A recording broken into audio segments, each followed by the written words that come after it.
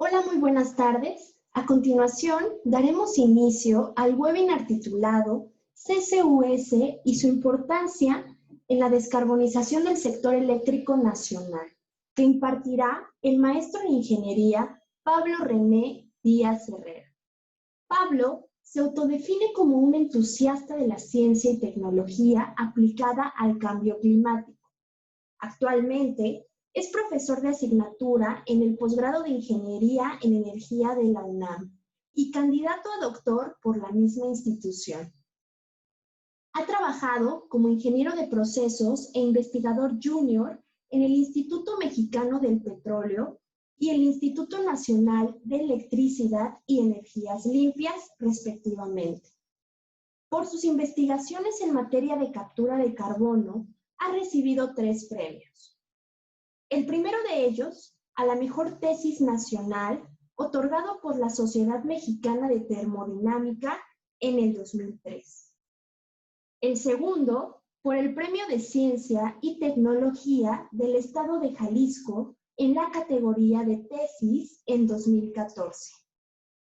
Y recientemente, en 2019, el premio a la mejor presentación oral en el marco de la 9ª Conferencia Internacional en Energía Renovable y Limpia, celebrado en Tokio, Japón. Bienvenido, maestro Pablo. Hola, ¿qué tal? Muchas gracias.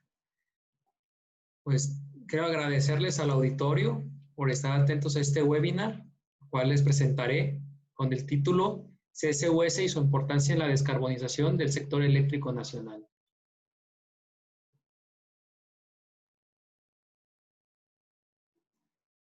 ¿Qué es lo que esperamos ver en este webinar? Inicialmente vamos a definir qué es CCUS. Vamos a ver cuáles son los principales usos de CO2, tanto en la industria química como en la petrolera. Vamos a definir por qué es importante CCUS para nuestro país. Vamos a definir qué tecnologías de captura de CO2 existen para las centrales eléctricas y cómo funcionan. Vamos a analizar los problemas técnicos y económicos asociados a esta tecnología. Posteriormente les voy a mostrar resultados sobre el precio de tonelada de CO2 para nuevas tecnologías de captura de carbono. Y finalmente vamos a dar unas breves conclusiones. Para empezar, tenemos que definir qué es CCUS. Bueno, CCUS se define como la captura, uso y almacenamiento de carbono, el cual es un proceso que consta de capturar el CO2 de fuentes fijas, las cuales pueden ser industrias cementeras, siderúrgicas, centrales eléctricas, los cuales se almacena en el subsuelo o se puede reutilizar para procesos industriales. Con ello se evita que las emisiones lleguen a la atmósfera y lleguen a contaminar. ¿En qué se usa el CO2? Pues uno de los usos que podemos ver en nuestras vidas cotidianas es en la carbonatación de bebidas. Otros usos no menos importantes son la producción de bicarbonato de sodio para el curado de concreto. El uso más masivo tenemos el CO2 en la recuperación de mejorada de petróleo, o EOR por sus siglas en inglés, y recientemente ha crecido mucho el interés del uso de CO2 para la producción de combustibles sintéticos. Particularmente, los usos de CO2 en la industria petrolera datan de alrededor de los 70 en los Estados Unidos. Tan solo en el 2012 se registraron 117 proyectos de EOR en Estados Unidos, los cuales produjeron poco más de 300,000 barriles diarios de petróleo. ¿Cómo funciona este? Básicamente tenemos nuestras fuentes fijas, podemos ver en el diagrama. Una vez que se captura el CO2, se transportan por unos ductos, o también ya llamados carbonoductos. El CO2 se inyecta y como por sus propiedades termodinámicas es miscible con el crudo, hace que se reduzca la viscosidad, por lo tanto se incrementa la movilidad de en el reservorio, para tener al final en el pozo de extracción CO2 recuperado y petróleo obviamente también adicional recuperado. Bueno, se preguntarán por qué es importante esta tecnología para nuestro país. Es básicamente por 2 motivos. El primero de ellos es por un compromiso ambiental, ya que México tiene una meta ambiciosa a mi parecer, pero es factible de lograr, el 50% de generación de electricidad proveniente de fuentes limpias para el año 2050. Esto incide directamente en un indicador que se llama intensidad de carbono. Esta intensidad de carbono se refiere a las emisiones de CO2 por cada megawatt o kilowatt generado que se inyecta a la red eléctrica. En la figura que les muestro enseguida, se muestra la intensidad de carbono para diferentes países europeos. Y en el caso mexicano, como se puede ver, tenemos una intensidad de carbono muy superior a estos países, llegando a ser de 580 gramos de CO2 por kilowatt hora. Como pueden ver, esta intensidad de carbono llega a ser bastante alta. Y se preguntará hasta en esta etapa, ¿cómo es posible poder compararnos con países europeos si tienen una economía mucho mayor, con más desarrollo? Y sí, es cierto, son países con mayor desarrollo económico, pero es bueno también compararse porque eso nos da pauta, nos da manera de saber cuál es el destino de la sustentabilidad en el sector eléctrico. Hay camino por hacer y no es imposible lograr todas estas intensidades de carbono. El segundo motivo por el cual es importante CCUS para México es para revertir el declive en la producción petrolera. En la siguiente gráfica les muestro la evolución de producción de petróleo a lo largo de los años. Y podemos ver que en los últimos se ha visto una disminución drástica de la capacidad de producción. ¿Esto de qué manera nos impacta? Nos impacta en la renta petrolera, ya que esta depende básicamente para poder hacer gasto público en el país. Hasta este punto hemos definido qué es CCUS, los usos de CO2 en la industria petrolera, y se preguntarán, ¿existen oportunidades para México, para esta tecnología? Y la respuesta es sí. La siguiente gráfica les muestro la ubicación, las centrales de ciclo combinado que entrarán en operación en próximos años y la ubicación en campos petroleros candidatos para este tipo de tecnología. Como pueden ver, existen regiones en donde hay una proximidad entre fuentes fijas y pozos candidatos, en los cuales existe una oportunidad para implementar CCUS. De estos 5 campos que se pueden ver, región Burgos, Chicontepec, 5 presidentes, uno de los cuales se ha mostrado la factibilidad de su uso es en 5 presidentes.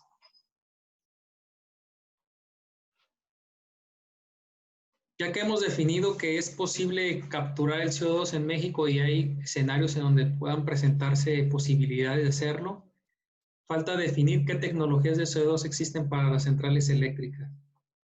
En el diagrama que les muestro las 3 principales tecnologías que existen. La primera de ellas es de tipo postcombustión. Como su nombre le indica, es la captura de CO2 posterior a que los gases de combustión dejan la central eléctrica.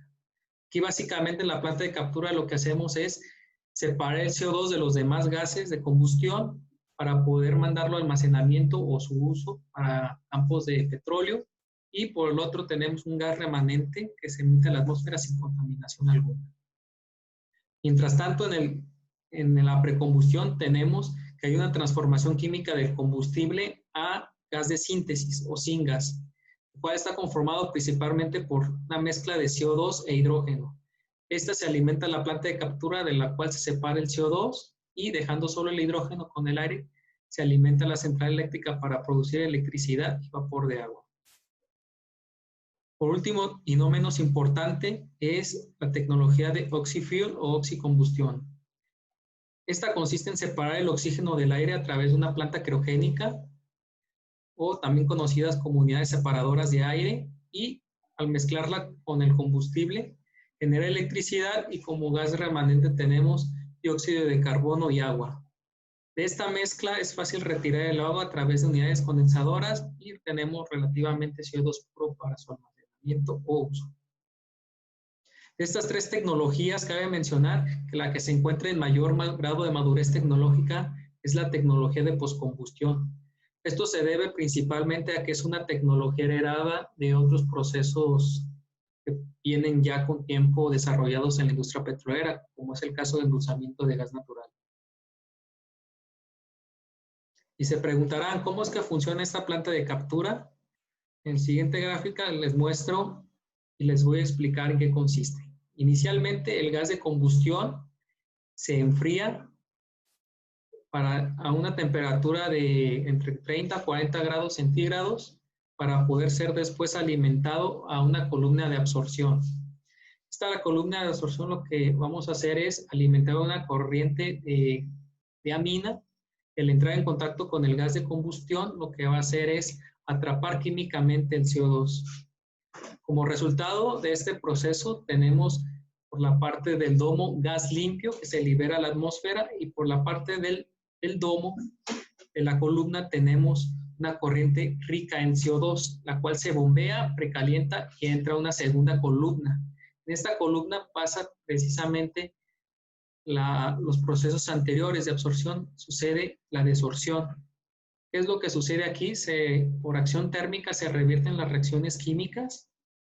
Tenemos como resultado CO2 por la parte del domo, el cual se transporta para su uso o para su almacenamiento, y por la parte del domo, que es esta línea verde, tenemos la amina regenerada, la cual se enfría, se bombea y se recircula a la columna de absorción. Cabe mencionar que en esta planta tenemos dos tipos de consumo: el consumo de electricidad para equipos como bombas, sopladores, y tenemos consumo de vapor, el cual se alimenta el reboiler. El vapor puede ser extraído de la unidad generadora de calor o a su vez también puede ser generado a través de una caldera. En la siguiente gráfica les muestro la distribución del consumo energético de la planta de captura. Como podemos ver, tenemos que la regeneración es la que se encuentra en mayor proporción, con alrededor del 56%. En segunda medida tenemos la compresión, que ocupa 1/3 de consumo energético de la planta de captura, y el soplador y el sistema de bombeo de amina cumplen apenas con el 11% de la distribución. Como pueden ver, el consumo energético del reboiler es clave para poder minimizar costos en la planta de captura. En este momento se preguntarán, ¿cómo es que realmente se ve una planta de captura? Generalmente nosotros podemos ver en los diagramas de flujo de proceso la figura que está del lado izquierdo. Sin embargo, como realmente se ve, es de este tipo. Son columnas demasiado altas. En el caso, aquí les estoy mostrando el caso del proyecto Petranova, está ubicado en Texas, el cual la columna de absorción llega a tener una altura de 115 metros. Esto es equivalente a 2/3 partes de la altura de la Torre Latinoamericana en México. Como se podrán dar cuenta, son equipos demasiado altos, demasiado grandes también por diámetro, consumen bastante hierro, acero, son estructuras bastante robustas y eso hace que se incremente el costo. Adicionalmente, todos los equipos elaborados en la planta de captura son fabricados con acero inoxidable. Esto debido a que la mina es altamente corrosiva. Entonces, como se podrán dar cuenta, todo esto cuesta, o sea, no es barato, requiere de dinero, de grandes cantidades, y eso hace que sea costosa la planta. Como se podrán imaginar, los dos principales problemas asociados a la planta de captura son dos, y la primera de ellas es una baja concentración de CO2 de gas de combustión, hace que aumente la energía térmica para regenerar el solvente y eso a su vez aumenta el consumo de combustible. El otro segundo gran problema es el gran volumen de gas de combustión a tratar. ¿Esto qué hace? Hace que los equipos de captura sean mayores, tengan una mayor dimensión y esto a su vez aumenta el costo de capital de la planta. ¿Qué soluciones tenemos? Esto referido, si lo podemos traducir en impacto en costo de electricidad, lo podemos ver en la siguiente gráfica. Tenemos, por ejemplo, para el ciclo combinado sin CCUS, que nuestro costo de electricidad llega a estar alrededor de los $35 por megawatt. Esta misma planta, cuando se incorpora un proyecto de captura, llega a tener un costo de alrededor de $70 en megawatt. Se pueden ver, es un poco menos del doble del costo. Y si esto lo comparamos con el indicador de costo de tonelada de CO2 evitada, este llega a ser de hasta $140 por tonelada. Este indicador es muy valioso ya que nos indica cuál sería el precio que tendríamos que dar por cada tonelada capturada para poder recuperar la inversión de la planta de captura. ¿Qué soluciones tenemos para poder optimizar la economía del proceso de captura? Son básicamente dos caminos. El primero de ellos es aumentar la eficiencia energética de la planta de captura y otra es reducir el costo de capital de la planta. Hice realmente un gran esfuerzo en hacer un ejercicio termoeconómico para ver las proyecciones del precio de tonelada de CO2 para nuevas tecnologías, las cuales mejoren la eficiencia térmica alrededor de 50%, y reduzcan hasta un 70% la planta de captura convencional. A continuación le mostraré los resultados. Tenemos la proyección del precio de tonelada de CO2 para un ciclo combinado. Como podemos ver, para el caso base, tenemos que el costo de tonelada llega a ser alrededor de $140.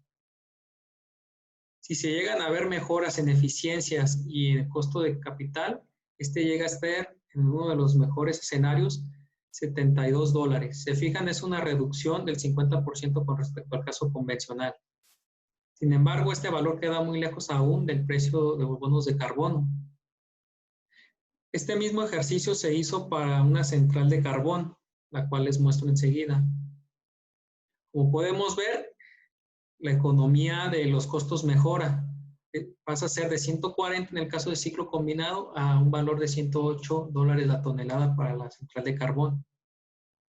Esta, a su vez, si hacemos las medidas de eficiencia energética y reducción de CAPEX de la planta, llega a tener valores de $43 la tonelada, es decir, una reducción del 60% con respecto al caso base. Sin embargo, todavía no es posible llegar al precio de los bonos de carbono.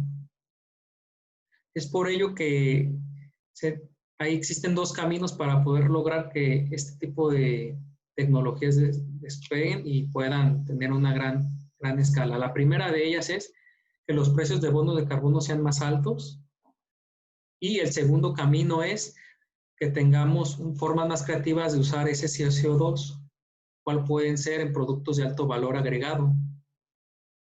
Aquí realmente tenemos un compromiso muy importante los ingenieros y científicos que nos dedicamos al área ambiental, porque en nosotros está el crear nuevas y mejores formas de usar ese CO2. Como conclusiones, tenemos que, debido a la proximidad entre fuentes fijas y pozos candidatos, existen oportunidades para implementar CCUS en México. Tiene que en el mejor escenario las nuevas tecnologías lograrán reducción de costos de aproximadamente 50-60% con respecto al caso base en centrales eléctricas. A pesar de todas estas ventajas y toda reducción de costos, el precio de tonelada de CO2 está por arriba del valor de mercado, razón por la cual urge incrementar el valor de este último para hacer frente a la crisis climática que aproxima. La pandemia por COVID-19 ha impactado nuestras formas de vida y no es exclusivo también del precio del petróleo y del bono de carbono, los cuales también se han visto afectados y han mermado la viabilidad de aplicar CCUS en el sector petrolero, al menos en el corto plazo. Por lo tanto, existe una necesidad urgente de encontrar formas creativas de usar y transformar el CO2 en productos de alto valor agregado. Uno de los caminos que se ha visto que puede dar frutos es utilizar el CO2 para crear turbocina. Esto a través de sintetizar a través de hidrógeno generado de fuente limpia y de CO2 capturado del aire, transformarlo para poder utilizarlo y tener combustibles de baja emisión.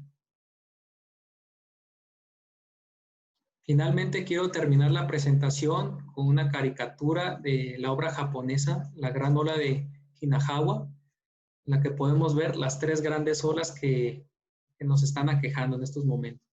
La primera de ellas, inmediatamente la tenemos, es el COVID-19. Enseguida también viene una ola, también está llegando, es la recesión económica a causa de esta. Y otra ola, yo no diría que esté lejana, sino muy cerca, es la de la crisis climática, a la cual tendremos que hacer frente. Pero para ello necesitamos tecnologías que nos permitan bajar las emisiones, y para que esas tecnologías puedan ser viables y disponibles, a bajo costo se necesitan inversiones en ciencia y tecnología para que podamos bajar esa curva de aprendizaje más rápido y tener productos de bajo costo que puedan ayudar a este problema. Por mi parte, eso sería todo. Les agradezco mucho su atención y estamos pendientes de las preguntas que puedan tener. Muchas gracias. Muchas gracias por su excelente presentación. A continuación, daremos inicio a la sesión de preguntas. La primera de ellas es, ¿en qué fase de desarrollo se encuentra la captura de carbono en México y el mundo? Empezaré por contestar la situación mundial. Vámonos de lo general a lo particular. En el caso mundial tenemos que la captura de carbono es una tecnología, como lo mencioné en la presentación, es una tecnología probada, tiene básicamente desde los 70s que se está realizando, pero a diferencia de las tecnologías aplicadas a carbón o a centrales de ciclo combinado, estas se realizan en otro tipo de industrias, como es la industria de endulzamiento de gas, procesamiento de gas natural, de producción de amoníaco. Ahí son las fuentes ahorita en donde se ha usado el CO2 y hay proyectos industriales grandes que ya lo hacen. En el caso de centrales eléctricas, solamente hay 2 proyectos a nivel mundial. Uno está en Canadá, en Boundary Dam, y otro en Petranova, en Texas. Con respecto a México, aún no hay proyectos de captura de carbono. La tecnología se encuentra en un estado todavía de madurez básica. Hay grupos de investigación que han trabajado con el tema, están en diferentes fases de investigación. La mayoría de ellas están en ciencia básica. Y últimamente, hasta donde sé, ha habido esfuerzos para integrar esos esfuerzos en un centro mexicano. Y hasta ahí tengo la actualización del tema en México.